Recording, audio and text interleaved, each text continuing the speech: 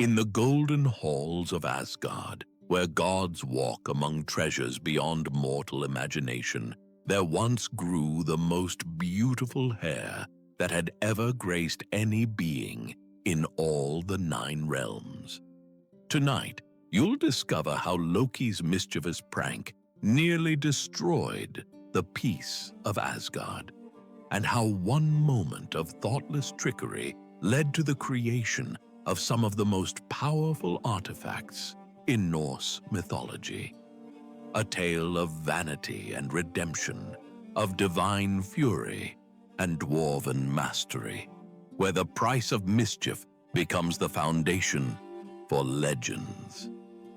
Close your eyes and journey with us to Asgard, where even the smallest acts can reshape the fate of gods and mortals alike.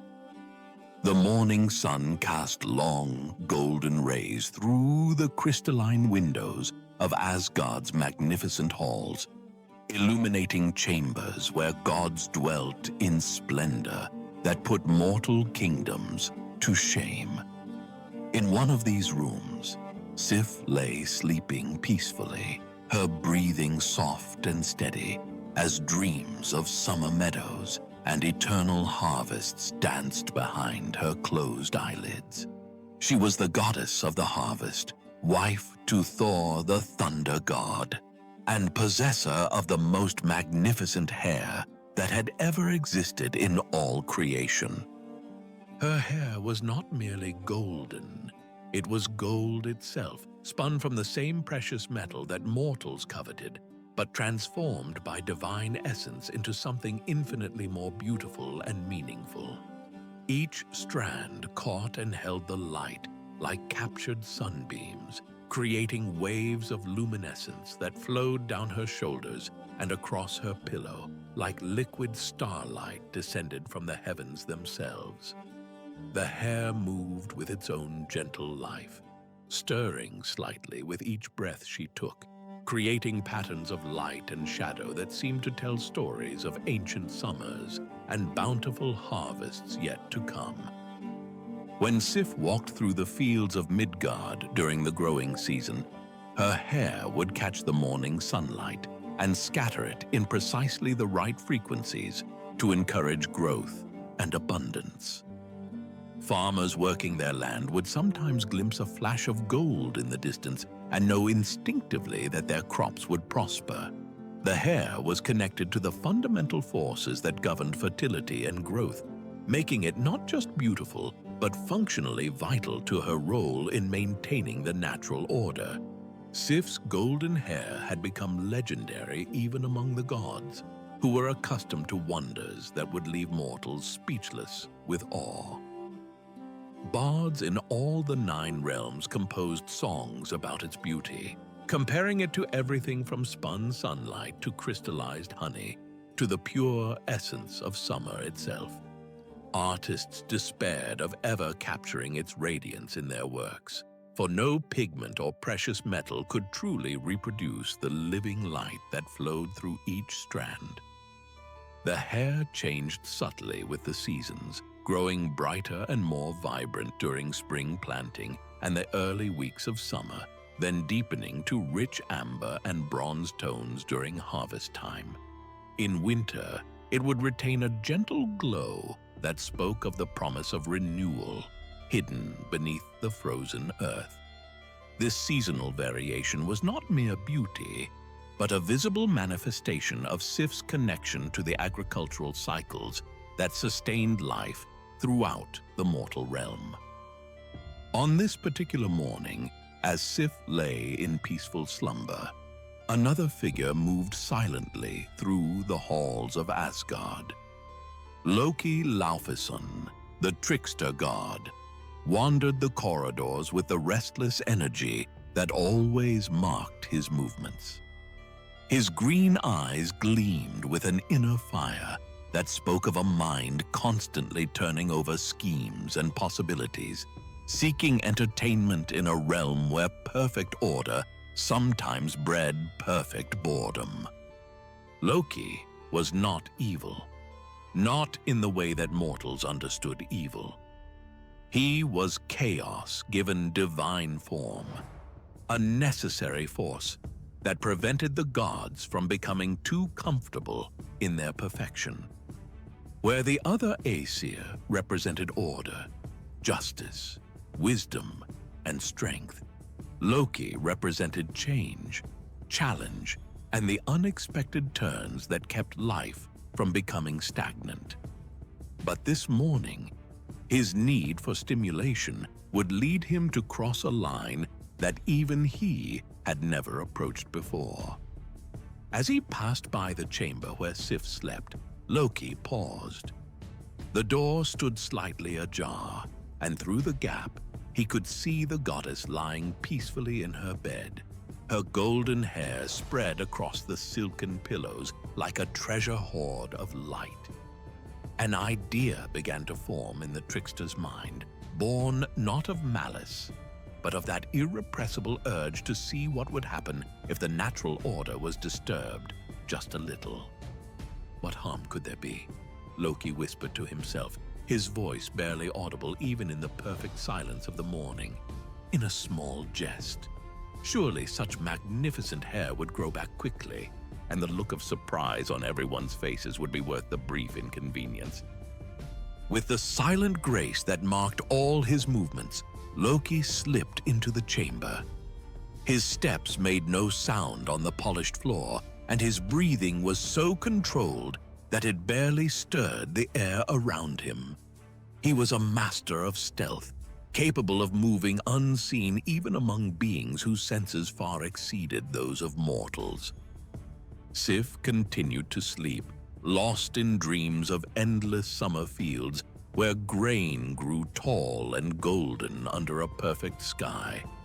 She had no awareness of the danger approaching, no sense that her most prized possession was about to be lost to a moment's thoughtless mischief.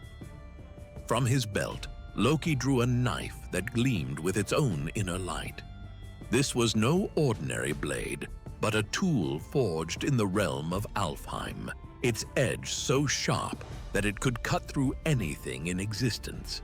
He had acquired it long ago, in payment for a favor done for the Light Elves, and it had served him well in various adventures and schemes.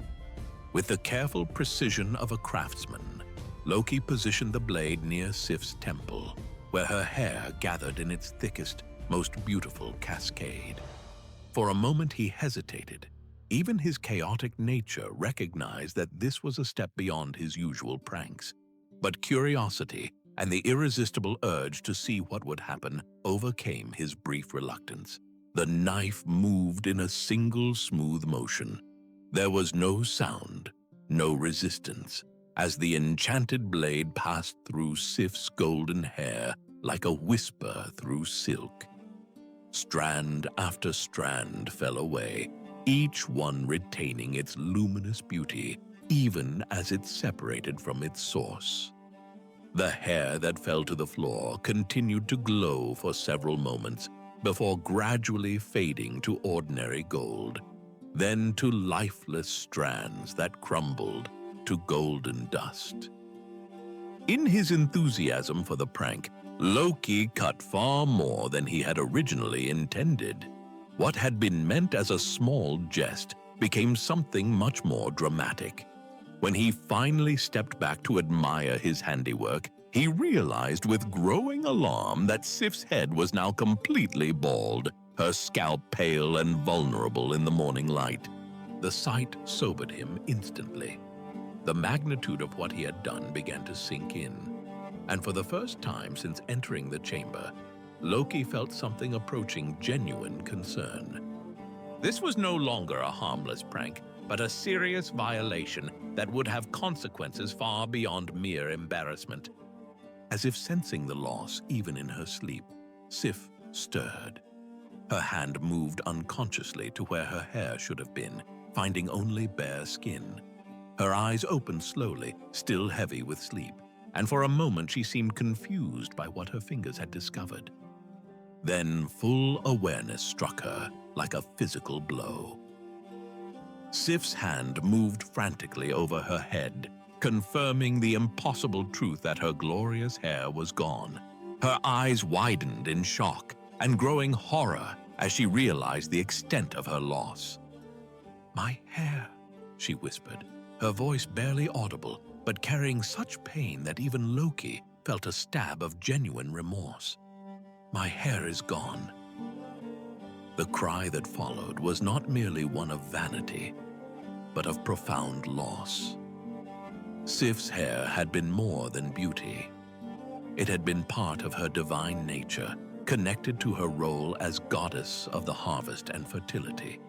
Without it, she felt diminished, as if a vital part of her essence had been torn away. Loki, still hidden in the shadows of the chamber, watched as Sif stumbled to her mirror and saw the full extent of the damage. Her reflection showed a stranger, a goddess stripped of one of her most defining characteristics, reduced to an appearance that seemed almost mortal in its ordinariness. The sound of Sif's weeping echoed through the halls of Asgard, carrying with it such genuine anguish that it woke other gods from their morning rest. Soon, footsteps could be heard approaching the chamber, and Loki realized that his time for concealment was rapidly running out. The first to arrive was Frigg, Odin's wife and the queen of Asgard. Her maternal instincts had been triggered by the sound of distress, and she burst into the chamber with the urgency of one responding to a genuine crisis. "Sif, child, what has happened?" Frigg asked, her voice filled with concern and confusion. When she saw the goddess's condition, her own eyes widened in shock and growing anger. "Who has done this terrible thing?" Before Sif could answer, another set of footsteps announced the arrival of the one person Loki most wanted to avoid. Thor's heavy boots rang against the floor like thunder, and when the god of thunder saw his wife's condition, the sound that emerged from his throat was something between a roar of rage and a howl of pain. "Sif!" Thor's voice shook the very foundations of Asgard as he rushed to his wife's side. His hands moved gently over her head as if he could somehow restore what had been lost through the power of his touch. When he realized that her beautiful hair was truly gone, his expression transformed into something that would have terrified frost giants. "Who did this?" Thor demanded, his voice now deadly quiet in a way that was far more threatening than any shout. Lightning began to crackle around his form, and the very air in the chamber grew heavy with the promise of divine retribution. "Who dared to harm my wife?" Loki, watching from his hiding place, realized that concealment was no longer possible. Thor's rage was building toward a level that would soon consume rational thought, and when the thunder god discovered the identity of the culprit, no amount of cleverness would save the trickster from a fate worse than death. With the casual grace that marked all his movements, Loki stepped out of the shadows where he had been concealing himself. His expression was carefully composed, showing just the right mixture of surprise and concern, as if he had only just discovered the scene of the crime. "My friends," he said, his voice carrying the smooth tones that had talked him out of countless difficulties in the past. "What terrible tragedy has occurred here? How can I help?" Thor's eyes fixed on Loki, with the intensity of lightning seeking its target. The thunder god's intimate knowledge of his foster brother's nature meant that Loki's presence at the scene of any mysterious mischief was immediately suspect. "Loki," Thor said, his voice carrying undertones that made the air itself tremble, "what do you know of this?" "I?" Loki replied, his expression one of perfect innocence that fooled absolutely no one in the chamber. "I know nothing beyond what I see here. Perhaps some enemy of Asgard has found a way to—" "Enough!" Thor's roar shook the walls, and Mjolnir appeared in his hand as if summoned by his rage. "I can smell your deception, brother. I can see the guilt written in your very posture. What have you done?" Faced with Thor's mounting fury and the impossibility of maintaining his deception any longer, Loki allowed his mask of innocence to slip. His expression shifted to one of sheepish admission, though he tried to maintain some semblance of justification for his actions. "Very well," Loki said, his hands raised in a gesture of surrender. "I confess that I may have been involved in a small jest that went somewhat beyond my original intentions. But surely we can resolve this matter without excessive dramatics." "A small jest?" Thor's voice rose to a volume that rattled the crystal windows. "You call the destruction of my wife's beautiful hair a small jest?" Mjolnir began to glow with its own inner fire, and the sound of thunder filled the chamber even though the sky outside remained clear. Thor raised the hammer above his head, and for a moment it seemed certain that he would strike down his foster brother where he stood. "Thor, wait!" Loki called out, his usual composure finally cracking under the reality of his situation. "Before you do something we'll all regret, hear me out. I may have caused this problem, but I can also solve it. I know of a way to restore Sif's hair, to make it even more beautiful than it was before." "Speak quickly," Thor commanded, though he did not lower Mjolnir. "And know that if you're lying, if this is another of your schemes, I will feed you to the wolves of Fenris and watch them pick their teeth with your bones." Loki swallowed hard, recognizing that this was perhaps the most serious threat Thor had ever made against him. The Thunder God's protective instincts regarding Sif had been aroused to their highest level, and no amount of foster brother affection would save Loki if he failed to make this right. "In Svartalfheim," Loki began, his words coming quickly now, "there dwell the sons of Ivaldi, the greatest craftsmen among all the dark elves. They work in metals and materials that even the gods find wondrous. If anyone can create new hair for Sif, hair that will be even more beautiful than what she has lost, it would be them." Thor's expression remained thunderous, but he did not strike. "And why should these dark elf craftsmen help us? What payment would they demand for such work?" "Leave that to me," Loki said, his confidence beginning to return as he saw that Thor was at least willing to listen. "I have dealt with the sons of Ivaldi before, and I know what motivates them. Give me but a day to travel to their realm and negotiate with them. I swear by my blood and my bond to this family that I will return with a solution to this problem." Sif, who had been silent during this exchange, finally spoke. Her voice was quiet, but carried an authority that made both gods turn toward her. "If Loki believes he can undo what he has done," she said, "then let him try. But know this, trickster, if you fail, if you do not return with a way to restore what you have stolen from me, then I will stand beside my husband when he exacts his revenge, and my anger burns no less hot than his." The threat, delivered in Sif's normally gentle voice, carried more weight than any of Thor's thunderous promises. Loki nodded seriously, understanding that he had exhausted whatever goodwill his foster family might have held for him. "I will not fail," he promised, and for once his words carried no hint of deception or hidden agenda. "Before tomorrow's sun sets, this wrong will be made right."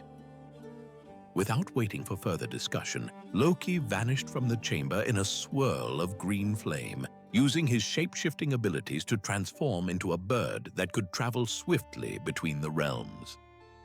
His destination was Svartalfheim, the realm of the Dark Elves, where the greatest craftsmen in all the 9 realms plied their impossible trade. The journey through the spaces between worlds was treacherous beyond description, requiring navigation through currents of raw cosmic force that could unmake beings less cunning and adaptable than Loki. The void between realms was filled with energies that operated according to laws different from those that govern normal existence, and even gods could become lost in the swirling chaos if they lacked the proper knowledge and determination. But the trickster god was driven by a desperation he had rarely felt before, a genuine understanding that his actions had created consequences that went far beyond mere inconvenience or temporary embarrassment. For perhaps the first time in his long existence, he truly grasped that his relationship with his foster family hung in the balance, and that failure would mean isolation and exile from the only home he had ever known. Svartalfheim was a realm of eternal twilight, where the sky remained locked in a permanent state between day and night. Mountains of black stone rose like pillars supporting the heavens, and in their depths, the dark elves had carved workshops and forges where they pursued their craft with religious devotion. The sons of Ivaldi were the greatest among these craftsmen, a family of dark elves whose skill had become legendary even among gods. They worked with materials that existed nowhere else in creation, forging items that seemed to defy the natural laws that governed reality itself. Loki found them in their great workshop, a cavern carved from the living rock of the mountain itself. Forges burned with flames of impossible colors, fed by substances that existed only in this realm. The air rang with the sound of hammers striking otherworldly metals, creating melodies that spoke of creation itself. "Sons of Ivaldi!" Loki called out as he approached their workspace, having resumed his normal form upon arriving in their realm. "I come seeking your aid in a matter of great importance." The dark elves paused in their work, turning to regard their unexpected visitor with eyes that gleamed like polished obsidian. They were tall and lean, with features that seemed carved from shadow and starlight. Their skill with forge and hammer had made them valuable allies to gods and giants alike, but they were known to drive hard bargains for their services. "Loki Laufeyson," said the eldest of the brothers, his voice carrying the weight of eons spent in pursuit of perfect craftsmanship. "What brings the trickster god to our humble workshop? What impossible task do you seek to lay upon our hands?" "I need you to create hair," Loki said, deciding that directness would serve him better than his usual cunning in this situation. "Hair made of gold, but gold that lives and grows and captures light like the original locks of Sif, goddess of the harvest." The dark elves exchanged glances, their expressions mixing intrigue with skepticism. What Loki requested was not merely difficult, but appeared to be impossible. Hair was a living thing, growing from the essence of its bearer. To create artificial hair that would possess the same properties would require craftsmanship that pushed even their abilities to their limits. "An interesting challenge," admitted the eldest brother, "but not beyond our capabilities, given sufficient motivation. What payment do you offer for such work?" Loki had anticipated this question, and his answer demonstrated both his desperation and his understanding of what motivated these master craftsmen. "I offer you the chance to create something that has never existed before," he said. "To push your skills beyond any previous achievement and add to your legend in ways that will be remembered until the end of time." The goddess Sif's hair is known throughout the 9 realms for its beauty. If you can surpass that beauty with your creation, your names will be spoken with reverence by gods and mortals alike. The appeal to their professional pride had exactly the effect Loki had hoped for. The dark elves' eyes gleamed with sudden interest, and he could see them already envisioning the challenge ahead. "Very well," said the eldest brother. "We accept your commission, but know that such work cannot be accomplished quickly. We will need time to gather the proper materials and develop techniques that have never been attempted before."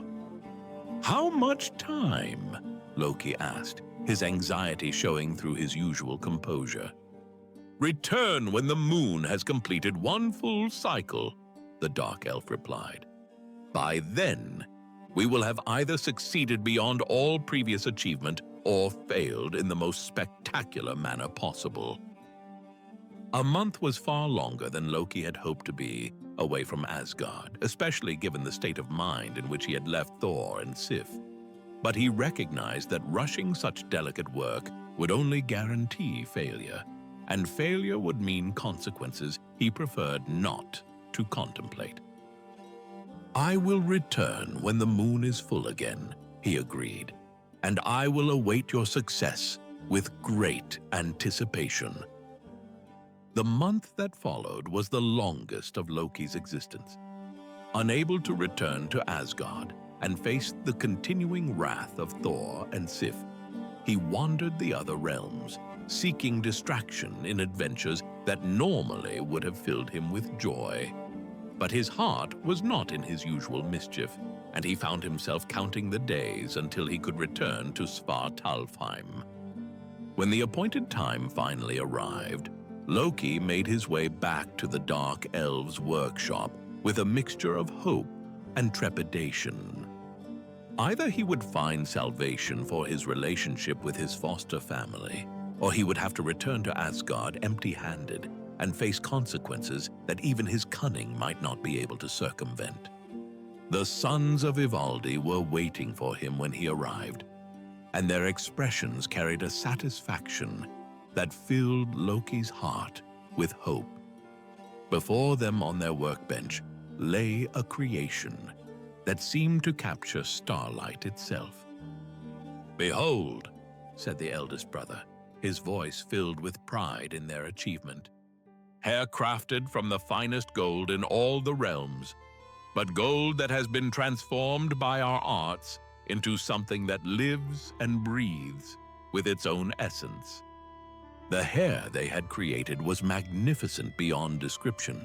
Each strand caught and held light like captured sunbeams, but unlike ordinary gold, it moved with a life of its own. The hair seemed to flow like water, shifting and changing as it caught different angles of illumination. But more impressive still was the sense of vitality that emanated from it. This was not merely beautiful, but alive in ways that defied understanding. "How does it work?" Loki asked, his voice filled with wonder at their achievement. "We have woven into each strand a portion of our own life essence," explained the middle brother. "The hair will grow upon Sif's head as naturally as her original locks, and it will respond to her emotions and the seasons she governs. In spring and summer, it will shine with the brightness of the noon sun. In autumn, it will glow with the warm colors of harvest time. And in winter, it will gleam like starlight on snow." "It is more than replacement," added the youngest brother. "It is improvement. This hair will never fade, never lose its luster, and it will grant Sif new powers over the fertility of the earth.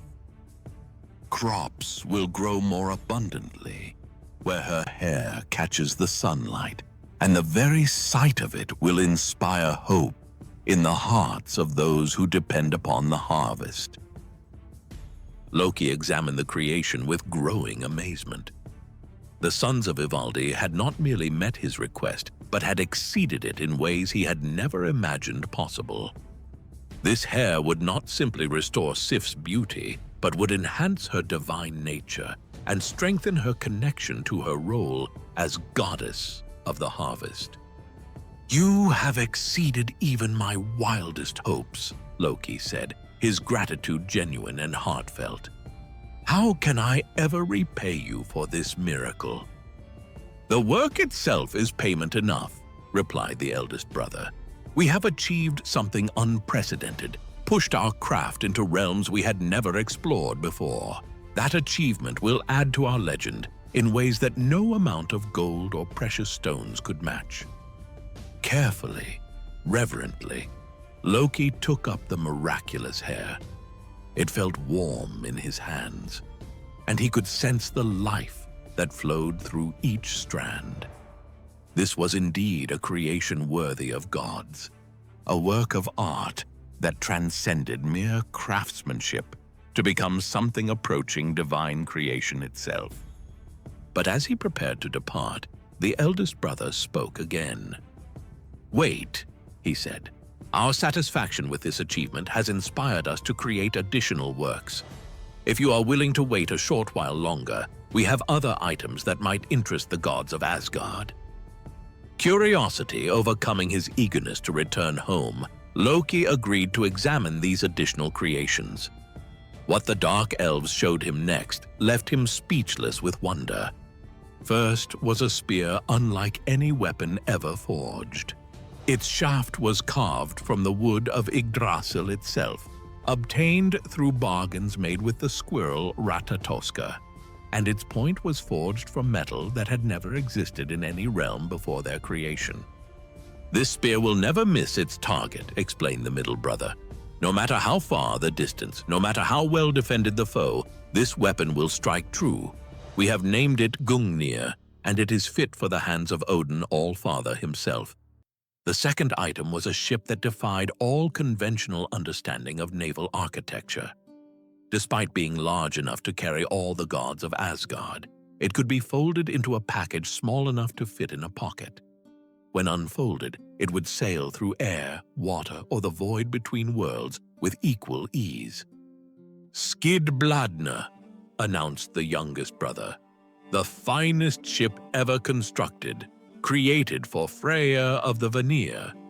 It will always find favorable winds, and no storm in any realm can damage or delay it." The third item was a ring of such perfect craftsmanship that it seemed to bend reality around itself. Made from gold that had been refined beyond any previous achievement, it possessed the ability to create 8 identical copies of itself every 9th night. "Draupnir," said the eldest brother, "a symbol of infinite abundance, appropriate for the ruler of Asgard. The wealth it generates will ensure that Odin's hall never lacks for gold to reward worthy heroes." Finally, they showed him golden threads, so fine they seemed more like captured light than physical material. "These are for the creation of a net," the middle brother explained. "A net that can catch anything in existence, no matter how powerful or elusive. We leave the weaving to others, but the materials we provide are flawless." Loki stared at the assembled treasures, understanding that he had witnessed the creation of items that would become legendary throughout the 9 realms. Each one was a masterpiece that would enhance the power and prestige of its recipient in ways that could reshape the balance between gods and giants. "The sons of Ivaldi have outdone themselves," he said, his voice filled with genuine awe. "These items will be remembered and coveted until the end of time itself."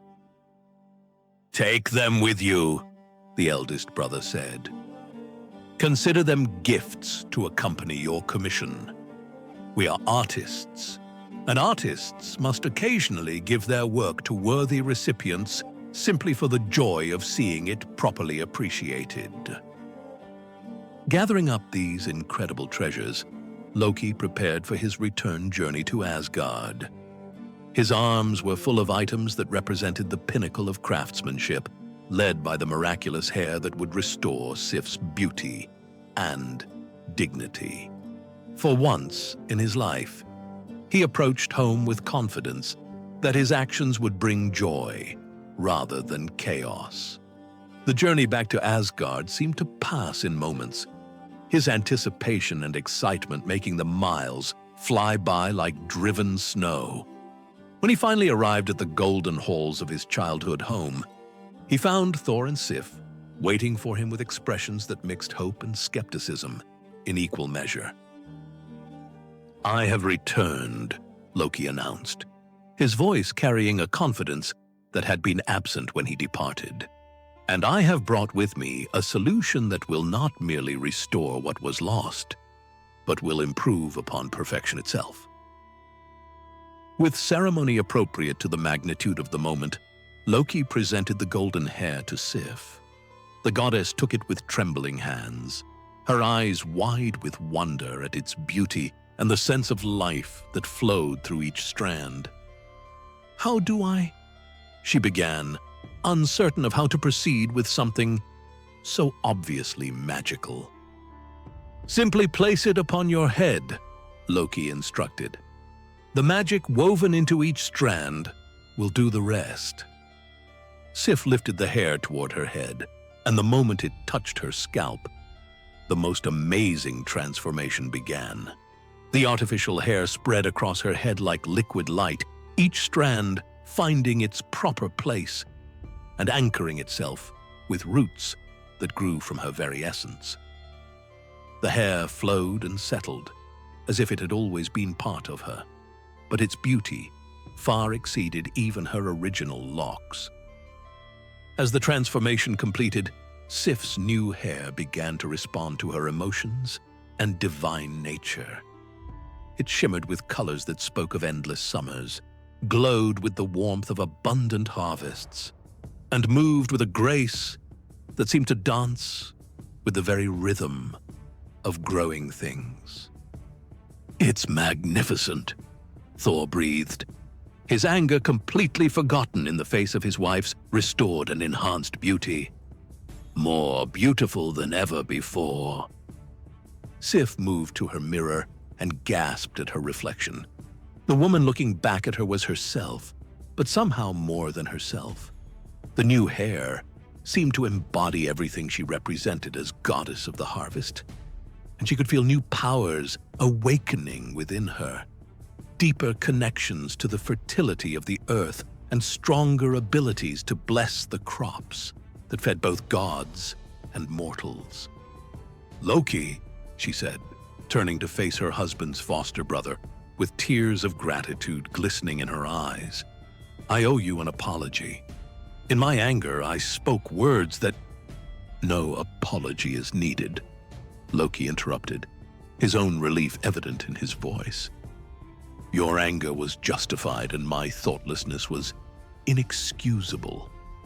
I am simply grateful that I was able to make amends in a way that leaves you more beautiful than ever before." But Loki's gifts did not end with Sif's restored hair. One by one, he presented the additional treasures that the sons of Ivaldi had created, explaining the properties and significance of each item. To Odin, he presented Gungnir, the unerring spear, and Draupnir, the ring of infinite abundance. The All-Father examined each item with the appreciation of one who understood both their practical value and their symbolic significance. To Freya, he gave Skidbladnir, the miraculous ship that would allow the Vanir god to travel anywhere in the 9 realms with unprecedented speed and safety. The golden threads for the net he presented to the assembled gods as a group, explaining that they could be used to create a trap for any being in existence, no matter how powerful or cunning. The Hall of Asgard buzzed with excitement and wonder as the gods examined these miraculous creations. Each item was clearly a masterwork that would become legendary, and their combined value was incalculable. "You have outdone yourself, Loki," Odin said, his single eye gleaming with approval and perhaps a touch of suspicious curiosity. "These gifts are generous beyond any reasonable expectation. What motivated the sons of Ivaldi to such unprecedented generosity?"